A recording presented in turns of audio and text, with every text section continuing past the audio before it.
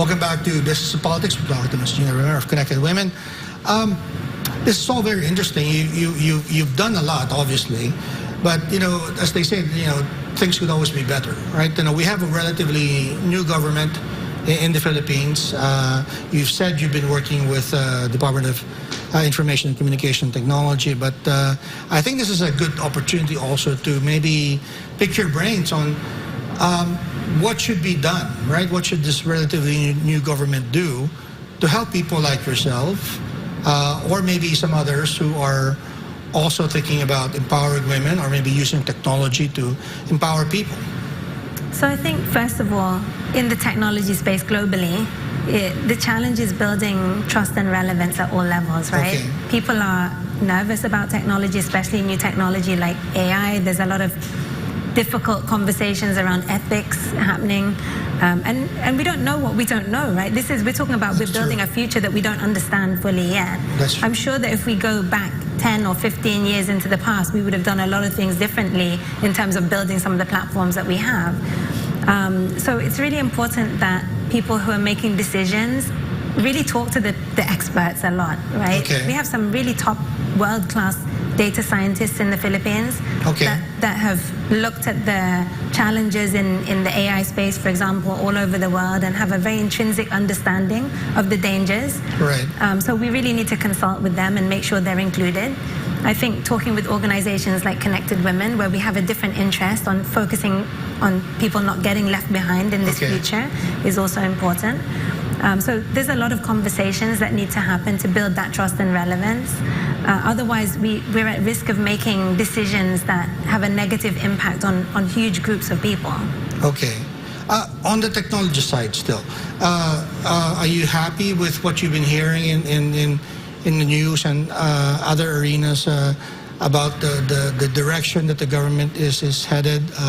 Should there be more? Are there other components missing? I guess basically from what you are hearing from the private sector side that needs to be discussed more on the policy making side? Well, there are a lot of things happening right now in terms of, for example, the freelancing space, making sure that freelancers have protection. This is a very, very big space for the Philippines to look at. A lot of us are worried about over-regulation because, this is a booming opportunity, but over-regulating it will potentially cause it to contract. We don't want to lose our potential there. I think a lot of work is being done for entrepreneurship. So I'm not too worried about that because I know there's a lot of good people looking at it. But it's really encouraging to see that the potential of the Philippines in this technology space is being recognized. You talk about being a little bit further up the food chain, not just delivering the janitorial services of the world, including in tech, but really looking at how can we accelerate the innovation component. Much more exciting. Much more exciting. And we have the potential. I mean, we have so many innovative brains in the Philippines. In fact, I'm meeting many who are overseas who are coming back because they had the opportunity that I had, and they want to come back to the Philippines and build more here. So again, I think it's really good that we're looking at the Philippines as a potential hub for technology, but it can only happen if we continue to upskill and support organizations.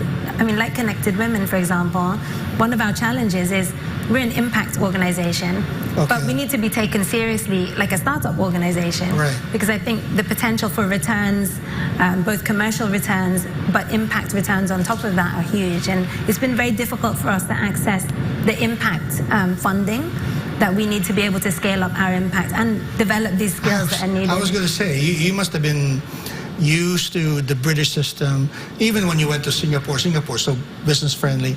Now coming to the Philippines, operating here, there must have been some things that are frustrating. I know for myself, returning here, there were things that I wished, for example, things I wished move faster than they did elsewhere. But what are some of the things that you experienced that you wish could have been done better or should be worked on here so that, it's easier to have more success for people like you? Yeah, so it's interesting because when I came back, there was an option to incorporate in Singapore. I already have one company incorporated in Singapore.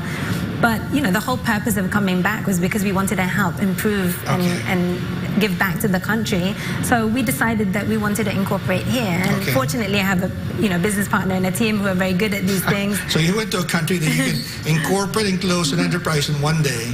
You go to the Philippines, that requires you at least 45 days to incorporate if you have all of the requirements. So yeah, it's not easy. But, if we want to make change, we have to go through the difficult parts, right? We can't always avoid the difficult parts and take the easy route. And, I think that it's just a matter of we all have to push and feedback and listen to each other and make sure that we're understanding what the real issues are, because there are so many issues, but we have to pick out which ones we really need to focus on. And I think building up the upskilling programs for freelancing, and it's a funny space, freelancing, isn't it? Because it falls as self-employed in the Philippines. So there's a lot of discussion around how do you even define an entrepreneur, a freelancer, a remote worker in this space that is all online, especially during the pandemic, right? So many businesses start online and they're not even official businesses. But a lot of the women in our community, they want to register their businesses. They want to become legit businesses, but it's so very complicated still for them to do that, especially if they're a micro, provincial entrepreneur. Right. So based on some of the stories that you've been hearing from the people that you help with, is there something that the government should look at? Like I said, I'm sure you're used to British systems, right? The Singapore system where things are so easy, right? And you hear the stories of the challenges of women here. Are there some simple things that the government should look at? Do you think the government should look at just to make it easier for people just to get things started, right? I don't know if any of the things that we're trying to do are simple in a country like the Philippines. Just because your love for the Philippines was so great because you're willing to bear with all of these things and help others do the same. Well, it's complicated, isn't it? I mean, there's so many layers of complexity, and I've only been back since 2016, and the more I learn, the more I realize how difficult it really is. It's very easy to come in and say, oh, well, we should do this, this, and this. I think I had more solutions when I first came back because I didn't really understand how complex it is.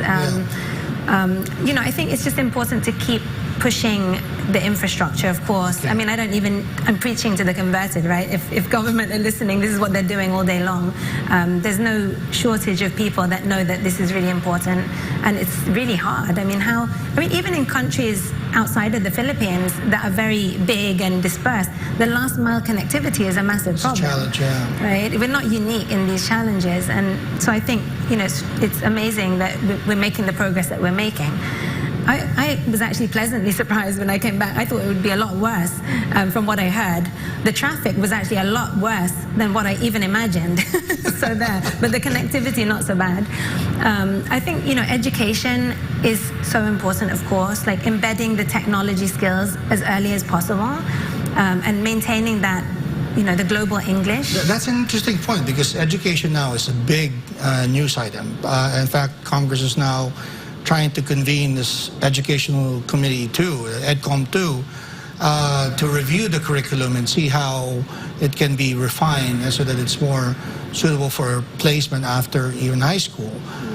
Do you see something missing there based on the people that you work with that should be looked at by those looking at education policy, because they're talking about education poverty in the Philippines and things like that? Is there something is there something that jumps out at you that say if this could be addressed, that there could be more people signing on to Connected Women? Well, I mean, this is like a huge conversation in itself, and I'm sure there are others that can talk more specifically about it. But I think, I don't think it's a good idea to make any knee-jerk reactions around this topic, because we have an opportunity now to relook at what we're teaching the kids, right? I think on one hand, let's not, let's remember that the jobs of the future, we don't know what they are yet, right? If you think back when you were in school, when I was in school, I didn't know I could be a data science. I should have taken that. So we can't rely on our education system now providing all the talent and skills that we need for the future. But I think it's important that we embed the technology skills as early as possible. As we move forward, I think reskilling needs to be a very core and important part of education, not just formal education. We're working with TESDA, of course. They've been very supportive of our program since the beginning. But the challenge is there are some restrictions around different programs, right, that were designed pre-pandemic and not necessarily for the type of programs that Connected Women is running. So, making sure that hybrid education, for example, is accessible. We provide our programs fully online, even to those who are in remote areas. But there are challenges, right? They can't always connect. So we have to make sure recordings are available, that they have self-paced, mixed in with, work, like classroom work. We sometimes have to work with the LGUs to have physical space so that the women can convene there to do the work if they can't do it from home. So I think there's a big opportunity to look at how technology can support education and how it can support the future of work. But we need lots of different people getting involved in the conversation, because if we just have the educators who have been working on education up until now, we're not going to be able to build for the future.